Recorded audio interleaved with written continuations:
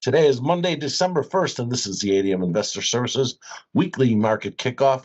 Please note that the views and opinions expressed here today are solely those of our guests and should not be construed as the views or opinions of ADM Investor Services or ADM. Today's guests are Mark Bowman and JP Steiner from the ADMIS Research Team.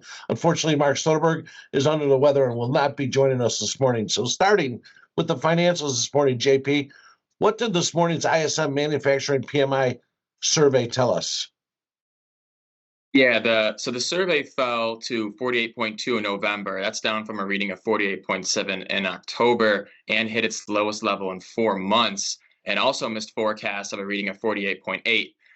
Now, a little point of clarity here, the 50-point level indicates no change in activity, while any reading above indicates an expansion in activity, while any reading below the 50-point level indicates a contraction in activity. So today's reading now reflects 9 months in a row of contraction in manufacturing activity in the U.S. On somewhat of a positive note, though, a reading above 42.3 generally coincides with wider expansion in the U.S. economy. However, the trending decline in activity is still disappointing nonetheless. Getting into the report a little bit more, new orders fell for a third straight month. That coincided with a decline in order backlogs, which reflecting a broader decrease in demand from customers. The decline in these indexes offset gains posted by the new export orders and customer inventories indexes, which are also seen as indicative of demand. Of the 6 largest manufacturing industries, 3 expanded in November, those being computer and electronic products, food, beverage, and tobacco products, and third, machinery products. On the inflationary front, the prices index expanded at a quicker pace than in October, although still below levels seen during the spring and summer. The uptick, though, could prove to be a cautionary signal for members at the Fed, just given the uncertain inflation picture due to the shutdown.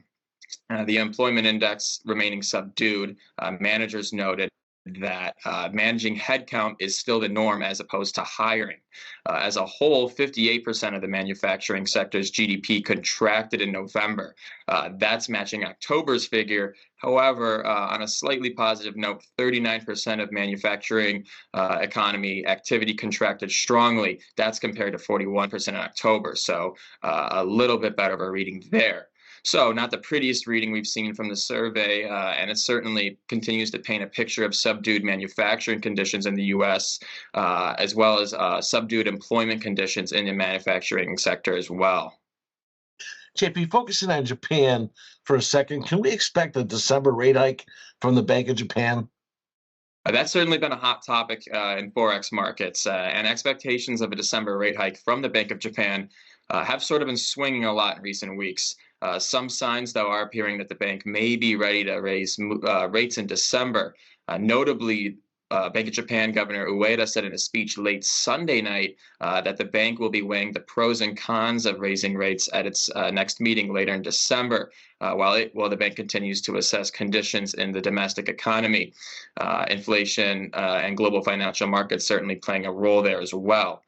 Concerns over tariff-related headwinds have eased. Ueda has expressed confidence that the economy will rebound from a contraction in the third quarter. Additionally, a focal point for the bank is this year's wage negotiations known as shunto. Those are a significant part of the country's labor relations. Ueda has said he wants to see a bit more data on the progress of these negotiations, adding that a solid pay increase will help set up conditions for the Bank of Japan to raise interest rates. Now, early signs of these negotiations are pointing to solid pay hikes, despite ongoing pressure to corporate bottom lines from U.S. tariffs. Sustained wage growth would help underpin private consumption in the country and add to sustainable inflation. Those could help the central bank feel a little bit more comfortable raising interest rates, as the impact won't necessarily hurt the economy too much. Japan's largest labor union is seeking wage hike increases of 5% or more in 2026. That's what was asked for last year and resulted in the biggest pay hike in 34 years. As a result of Ueda's speech on Sunday night, and signals from these negotiations, markets are now pricing in roughly an 80% chance of a hike in December. That's up substantially from around 60% earlier last week. We have seen that play out in the markets today, the yen regaining a lot of ground against the dollar, while Japanese government bond yields are nearing 17-year highs, seeing that in the 10-year yield. Additionally, we have seen some hot inflation readings out of the country as well. Last week, Tokyo's core CPI came in at 2.8%. That was above forecasts at 2.7% and helping firm up the case for a hike as well. So markets certainly seeming to expect a rate hike, and progress on wage negotiations alongside softer impact of U.S. tariffs have helped set up conditions for the bank to possibly raise rates in December. Thanks, JP. Mark, what did today's Unica report tell us about the state of the sugar market?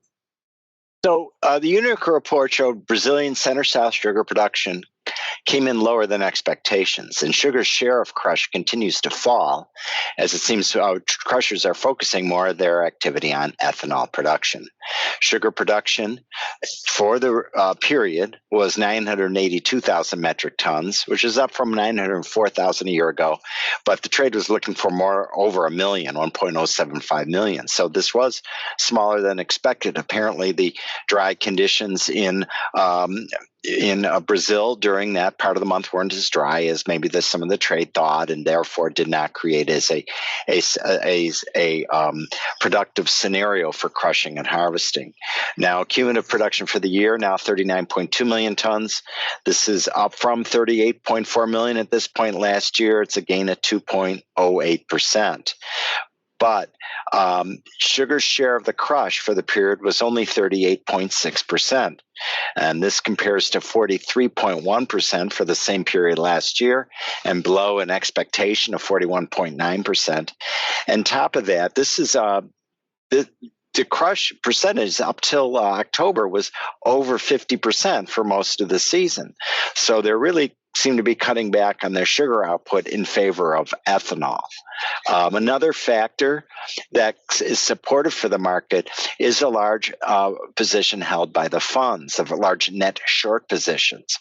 The last COT report showed that as of October 14th, managed money traders are net short 162,000 contracts, which is their largest since November 2019. And this likely has been a source of short covering. Now, the record net short is 234,839. So, they're not at the record yet, but it's still quite large. The next report for the week ending October 24th will be released on Tuesday, December 2nd. And lastly, Mark, how is the natural gas market shaping up this week? So we did have a winter storm move across the U.S. over the weekend, pretty much as advertised. Did remind traders, though, that we are in a key demand period of the year. And this is quite a change of pace from the warm trend we held for most of the season. So we're seeing some bitter cold temperatures as well coming in the wake of the storm. And the 6 to 10 and 8 to 14 day forecasts call for much below normal temperatures really in the northeastern quadrant of the lower 48 states. This is a key consuming area for natural gas for heat. And these cold temperatures stretch all the way down into northern Mississippi, Alabama, and Georgia. And the 8 to 14 day really has colder than normal weather going out through mid-month. So we've got a period of colder than normal weather for a change that ought to boost consumption, domestic consumption. We also have these Russia-Ukraine peace talks, add some choppiness, but Europe has already weaned itself off of Russian natural gas quite a bit, switching to LNG from the U.S. and Mid-East. Now, production in the U.S. has been rising. The average gas output for November in the lower 48 states, according to LSEG, is about 109.7 billion cubic feet per day. That's up from 107.4 in October and above the previous record of 108.3 in August. So we've seen about 2.3 billion more from last month and 1.4 billion more per day from August. But also, we're seeing better offtake for LNG export plants. In November, 18.1 billion cubic feet per day, which beats the previous record from October, which was 16.6 billion. And that's an increase of 1.5 billion cubic feet per day. So a good portion of that extra production being taken up by LNG. As of last week, storage was down 0.8% from a year ago, still 4.4% above at a 5-year average. But if this cold persists, we may finally set up a more bullish supply situation based on similar to maybe what we had earlier this year when storage fell to its lowest level since 2022. And don't forget that the ever-growing demand for power for artificial intelligence and data centers, much of which is generated from natural gas. Thank you both. Remember, the views and opinions expressed today on this video are solely those of our guests and should not be construed as the views or opinions of ADM Investor Services or ADM. If you'd like more information about our brokerage services, would like to speak to one of our experts about managing your risks, or would like to open a trading account, please visit www.admis.com.